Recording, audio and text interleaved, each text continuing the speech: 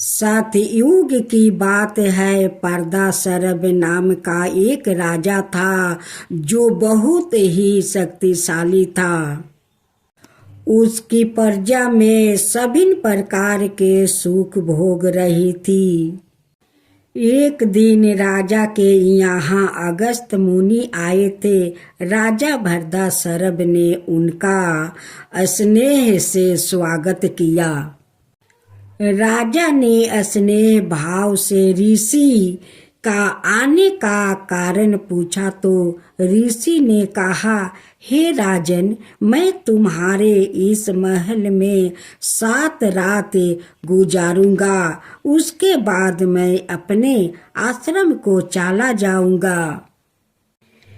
राजा ने अगस्त मुनि के रहने के व्यवस्था किया और अपने दोनों हाथ जोड़कर कहा, हे मुनिवर, आप चाहे जितना दिन यहाँ रुक सकते हैं उतना दिन आप रहिए।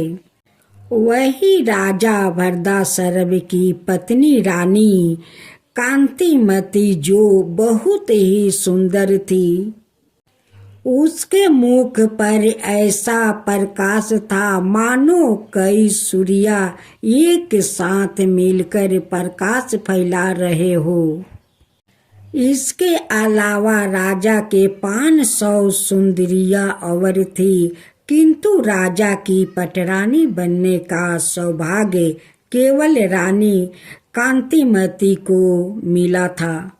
जब परात हुई तो रानी अपनी दासी के साथ अगस्त मुनि को प्रणाम करने आई। जब ऋषि की दृष्टि कांतिमती और दासी पर पड़ी तो वह देखता ही रह गया। ऐसी परम सुंदरी रानी और दासी को देखकर अगस्त मुनि आनंद में प्रहलाद होकर बोले, हे राजन, आप धन्य है। ऐसी तरह दूसरे दिन भी रानी को देखकर अगस्त मुनि बोले, अरे यहाँ तो सारा विश्वा बज जीत रह गया। तथा तीसरे दिन रानी को देखकर पुण्य ऋषि ने कहा, आहो, यह मुख गोविंदा भगवान को भी नहीं जानते, जिन्होंने केवल एक दिन की प्रसन्नता से इस राजा को सब कुछ प्रदान किया था। फिर चौथे दिन रानी को देखकर ऋषि ने अपने दोनों हाथों को ऊपर उठाते हुए कहा, जगत प्रभु, आपको साधु बद्ध है, स्त्रियों धन्य है, ब्राह्मण क्षत्रियो और बेसा, तुम्हें पुण्य पुण्य धन्यवाद है। भरदासरभ, तुम्हें धन्यवाद है। और कहा, हे अगस्त, तुम भी तो धन्य हो। प्रहलाद एम बरती धरुही, तुम सभी धन्य हो। इस प्रकार ऊंचा स्वर में कहकर अगस्त मुनि राजा भरदासरभ के सामने नाचने लगा। राजा यह देखकर ऋषि से पूछा, हे भगवान, आप इस तरह क्या निद्रा कर रहे हो? राजा की बात सुनकर मुनि बोले, राजन, बड़े आश्चर्य की बात है कि तुम कितने अज्ञानी हो और साथ ही तुम्हारे अनुगमन करने वाले यह मंत्री, पुरोहित आदि अनुजीवी भी मूर्ख है, जो मेरी बात को समझ ही नहीं पाते। ऋषि वर की बात सुनकर राजा ने अपने दोनों हाथ जोड़कर कहा, हे ऋषि श्रेष्ठ, आपको मुख से उच्चरित पहेली को हम नहीं समझ पा रहे हैं। अत कृपा करके मुझे इसका मतलब बताइए। राजा की बात सुनकर अगस्त मुनि बोले, हे राजन, मेरी पहेली तुम्हारी इस सुंदर रानी के ऊपर है। जो यह है राजन पूरन जन्म में, यह रानी किसी नगर में, हर जीत नाम का एक बेसा के घर में दासी का काम करती थी। उस जन्म में भी तुम ही इसके पति का रूप में थे और तुम भी हरित के यहाँ सेवा प्रीत के एक कर्मचारी थे।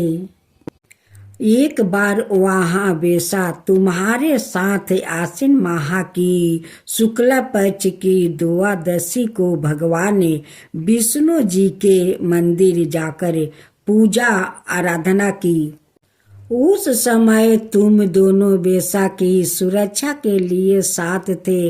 पूजा करने के बाद वह बेसा तो अपने घर लौट गई, किंतु तुम दोनों मंदिर में ही रुक गए, क्योंकि बेसा ने तुम्हें अज्ञान दी थी कि कहीं मंदिर का दीप बुझ ना जाए।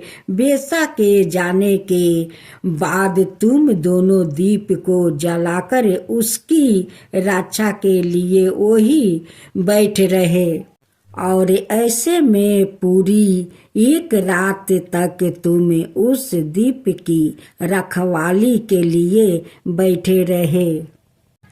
कुछ दिनों के बाद दोनों की आहु समाप्त होने पर तुम दोनों की मृत्यु हो गई।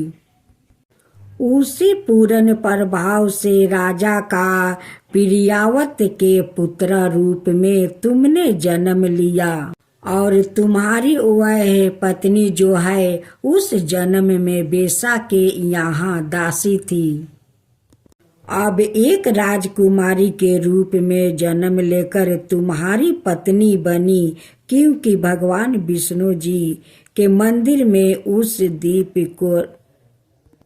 को रोशनी रखने का काम तुम्हारा था, जिसके फल से आज तुम्हें यह सब प्राप्त है। फिर मुनि ने कहा, हे राजा, अब कार्तिक की पूर्णिमा का पर्व आ गया है। मैं उसी पर्व के लिए पुष्कर राजस्थान के अजमेर जिले जा रहा था और रास्ते में मैं यहाँ रुक गया। अब आप दोनों मुझे विदा दीजिए। राजा और रानी ने अगस्त्य मुनि के पैर छूकर आशीर्वाद रूप में पुत्र रत्न प्राप्ति का वर लिया और आशीर्वाद देते हुए ऋषि वर वहां से पुष्कर के लिए चल दिए। तो यह भी पद्मनाभ द्वादशी व्रत की गाथा है, जिसके सुनने मात्रा से ही आपको फल प्राप्ति का वर मिलता है। एक साहूकार था। उस साहूकार का दूर दूर तक बहुत बड़ा व्यापार फैला था, लेकिन साहूकार का कोई संतान नहीं था। उस लिए साहूकार हमेशा दुखित रहते थे। उनकी मुख पर थोड़ा भी हंसी नहीं। वो जहाँ व्यापार करने जाता था, सारे लोग देखकर यही कहते थे कि बेचारा साहूकार इतना तो धन्य है, लेकिन कोई संतान नहीं है कि एक दिन इस व्यापार को संभाल सके, वह घर द्वार देख सके, अपना माता पिता को सेवा कर सके। कोई संतान नहीं है। साहूकार जी सोमवार का दिन भोलेनाथ का पूजा करते, बुधवार का दिन गणेश भगवान को पूजा करते और वो एक समय भोजन करता था। जब साहूकार जी बाहर व्यापार करने जाते थे तो साहूकार कभी घी या मोमबत्ती नहीं भूलते थे। वो घी और मोमबत्ती अपना झोला में रख कर तब वो व्यापार करने बाहर जाता था। जब साहूकार जी व्यापार करने जाते हैं, रास्ते में कोई मंदिर में अगर अंधकार हो तो उस मंदिर में जाकर साहूकार जी उस घी के डाबा निकाल कर दीप में डाल देते थे।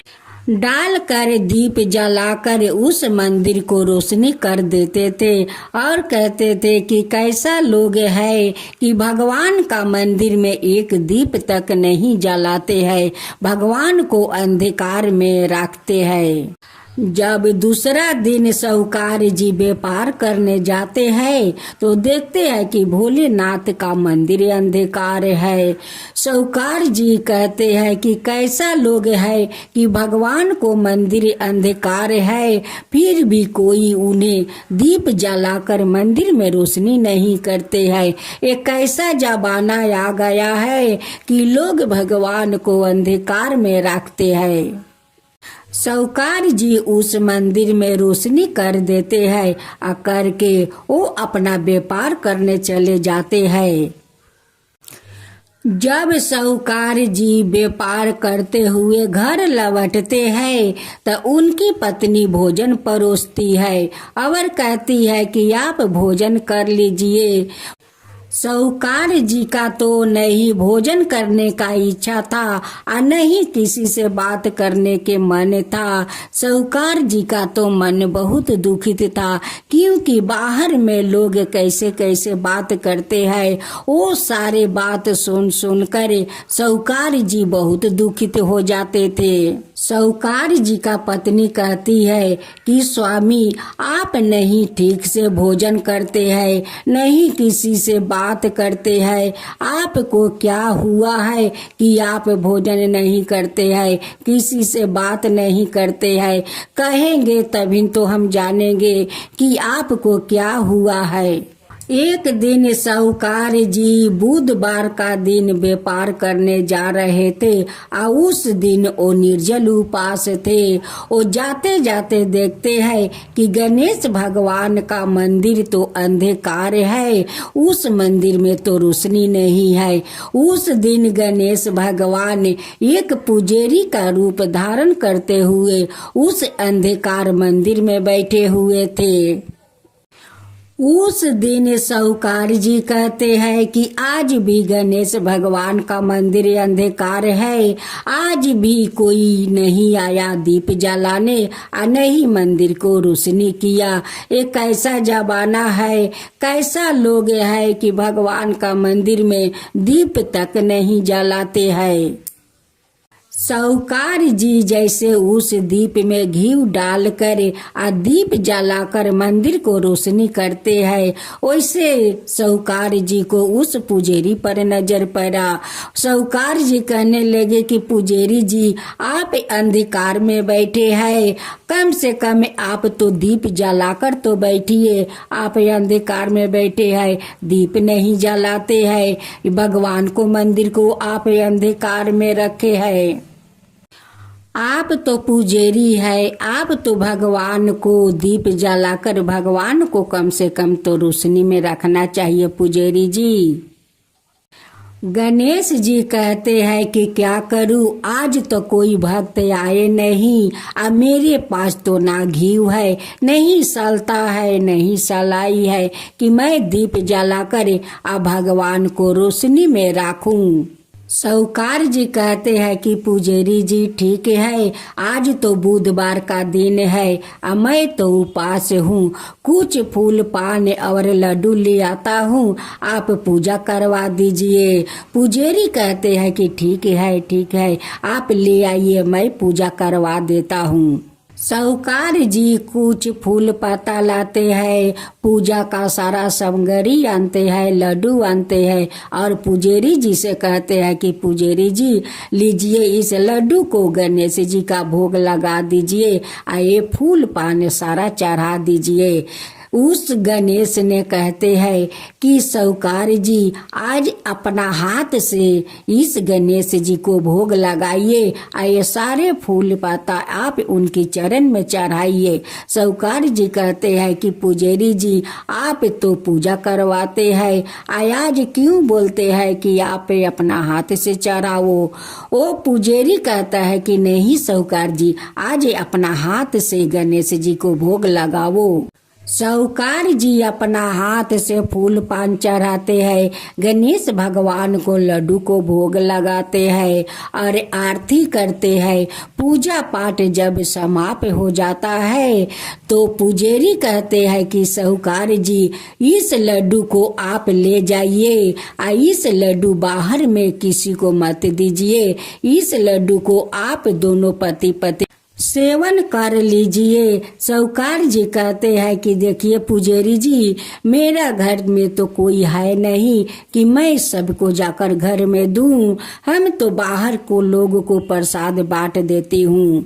साहूकार का तो पता नहीं है कि जो पुजारी है वो पुजारी नहीं है, वो तो गणेश भगवान है। पुजारी का रूप धारण करते हुए उस अंधेरा मंदिर में बैठा हुआ था। साहूकार जी उस पुजारी को बात मान कर उस लड्डू को दोनों पति पत्नी सेवन कर लेते हैं और उसी रात में साहूकार का पत्नी माँ बन जाती है।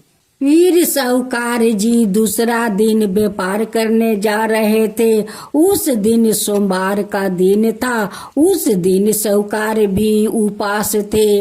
वो जाते जाते देखते हैं कि भोलेनाथ का मंदिर में तो अंधकार है। साहूकार देख कर कहते हैं कि लोग कैसे है कि भगवान को मंदिर में एक दीप तक नहीं जलाते हैं। एक ऐसा जमाना आ गया है कि भगवान को लोग मंदिर में अंधेरे रखते हैं। उस मंदिर में भी भोलेनाथ पहले से उस पुजारी का रूप धारण करते हुए अंधकार में बैठे हुए थे। जब साहूकार दीप जलाकर रोशनी करते हैं तो उस पुजारी जी को देखते हैं।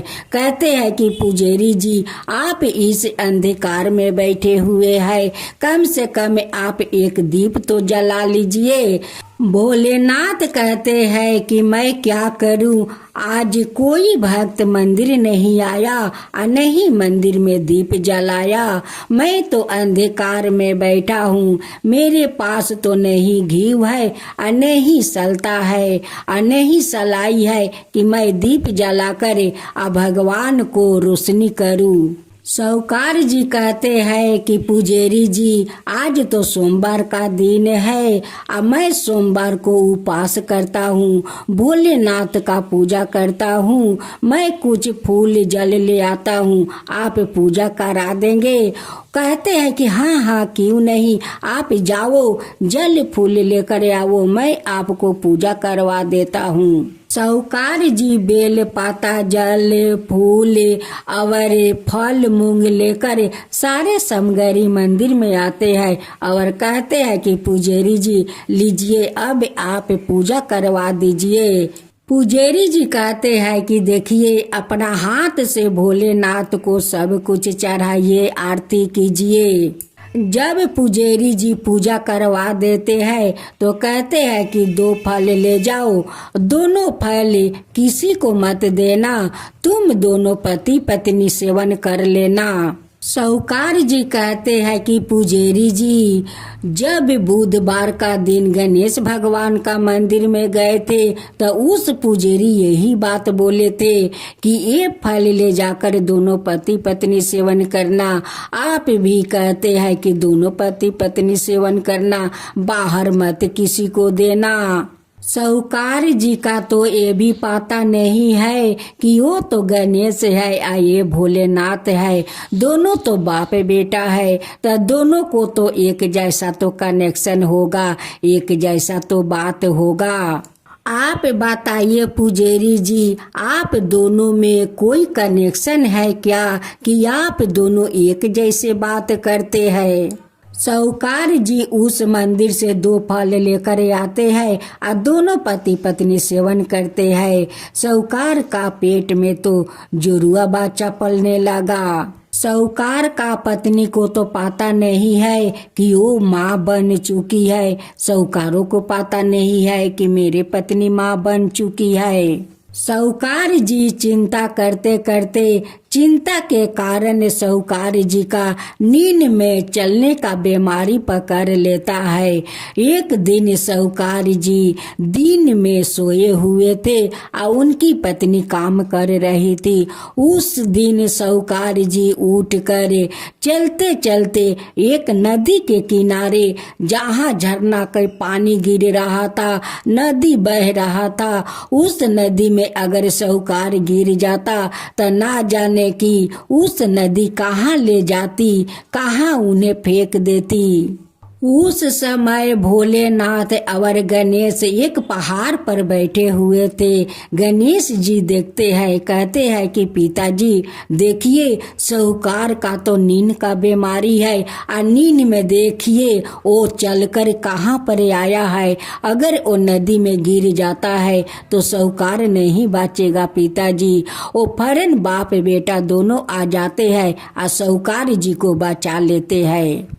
जब साहूकार जी का आंख पर गणेश जी पानी का छींटा मार रहे थे, तब तो साहूकार को नींद खुल जाता है। साहूकार कहता है कि मैं कहाँ चल कर आया हूँ, मुझे तो पता नहीं चला कि मैं कब इस नदी के किनारे आ पहुँचा। साहूकार जी दोनों को शुक्रिया करने लगे और कहने लगे कि आप लोग को मैं जितना धन्यवाद करूं वो कम पड़ जाएगा। अगर आप लोग नहीं आते तो शायद मैं नहीं बचता, ना जाने कि इस नदी मुझे कहाँ लेकर फेंक देती। साहूकार जी कहते हैं कि आप दोनों तो मेरे लिए भगवान है, भगवान बन कर आए और मेरे प्राण को रक्षा किए।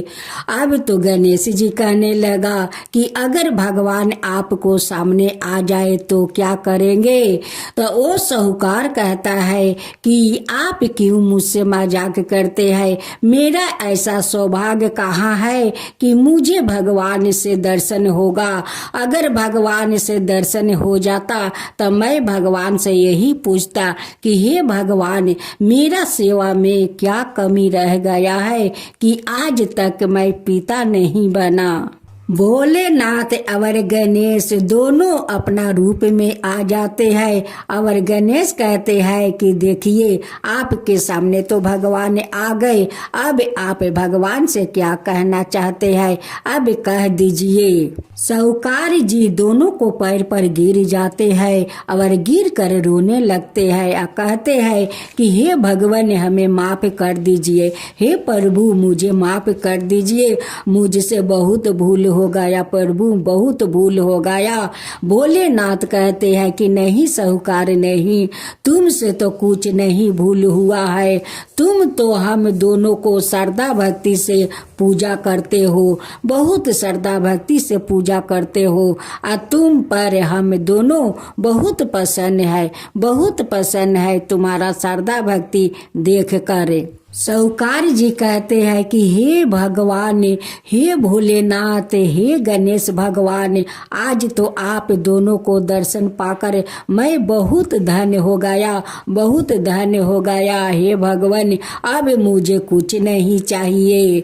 भोलेनाथ और गणेश भगवान दोनों कहते हैं कि साहूकार जी अब अपना महल लौट जाइए और जाकर अपना महल में खुशियाँ मनाइए, क्योंकि आपका घर जोरुआ संतान आने वाला है। अब जाइए घर में बधाइयाँ बजाइए, खुशियाँ कीजिए, खुशी मनाइए, आपका घर में जोरुआ संतान आ रहे हैं साहूकार जी। भोलेनाथ और गणेश भगवान दोनों उनकी आने वाला दोनों संतान को अमर रहने का वरदान देते हैं और कहते हैं कि साहूकार अब अपना घर लौट जाओ, मेरा आशीर्वाद तुम्हारा दोनों संतान पर बने रहेंगे। आशीर्वाद देकर दोनों अंतर ध्यान हो जाते हैं और साहूकार जी अपना महल जाकर खुशियाँ मनाते हैं। अपना पत्नी से कहते हैं कि आज मैं बहुत खुश हूँ, बहुत खुश हूँ, मेरा घर में तो जोरुआ संतान आ रहे हैं। तुम जुड़वा संतान का माँ बनने वाली हो। साहूकार का पत्नी कहती है कि आप कैसे जानते हो। वो कहते हैं कि आज तो मेरे भोलेनाथ और गणेश भगवान दर्शन दिए थे, और वही दोनों बोले थे कि साहूकार जाओ अपना घर लौट जाओ, आ जाकर खुशियाँ मनाओ, तुम्हारा घर में जुड़वा संतान आ रहे हैं। साहूकार अपना पत्नी से कहते हैं कि आज तो मैं नदी में गिरकर ना जाने मैं कहाँ चला जाता, देखो आज भगवान आकर मुझे रक्षा किया, भगवान ने अपना भक्त को बचा लिया। मैं तो नींद में ना जाने कब उस पहाड़ पर पहुंच गया था जहां नदियां बह रही थी, झरना का पानी गिर रहा था, वहां पर मैं कब न कब जाकर पहुंच गया। लेकिन भोलेनाथ और गणेश भगवान दोनों आकर अपना भक्त बचा लिए, और दोनों कहने लगे कि साहूकार जी अपना घर लौट जाइए, और जाकर अपना घर में खुशियाँ मनाइए, आपको जुड़वा संतान आपको घर में आ रहे हैं। साहूकार जी का घर में इसलिए जुड़वा संतान आए कि साहूकार जी दूदू भगवान से प्रेम कर रहे थे और दूदू भगवान को सेवा कर रहे थे, उसलिए तो दोनों भगवान मिलकर एक एक संतान उस पेट में डाल दिए। कुछ दिन का बाद साहूकार का पत्नी दो बेटा को जन्म दिया। उनकी घर में तो व्यापार संभालने वाला दो आ गया। अब तो साहूकार का घर में तो खुशी का महल बन गया। अब तो सभी लोग खुशी खुशी से रहने लगे। हे भोलेनाथ, जैसे आप उस साहूकार के घर में खुशियाँ भर दिए, वैसे सबका घर में खुशी भर दीजिए। हे गणेश भगवान, आप जैसे उस साहूकार के घर में खुशी भर दिया, वैसे सबका घर में खुशी भर दीजिए। जो आपका कहानी कहे, जो सुने, जो हुक्का भरे, उन सब का ऊपर कृपा कीजिए, सबका ऊपर कृपा कीजिए। हे भोलेनाथ, सबका ऊपर कृपा कीजिए। हे गणेश भगवान, भोलेनाथ की जय हो, भोलेनाथ की जय हो, गणेश भगवान की जय हो, गणेश भगवान की जय हो।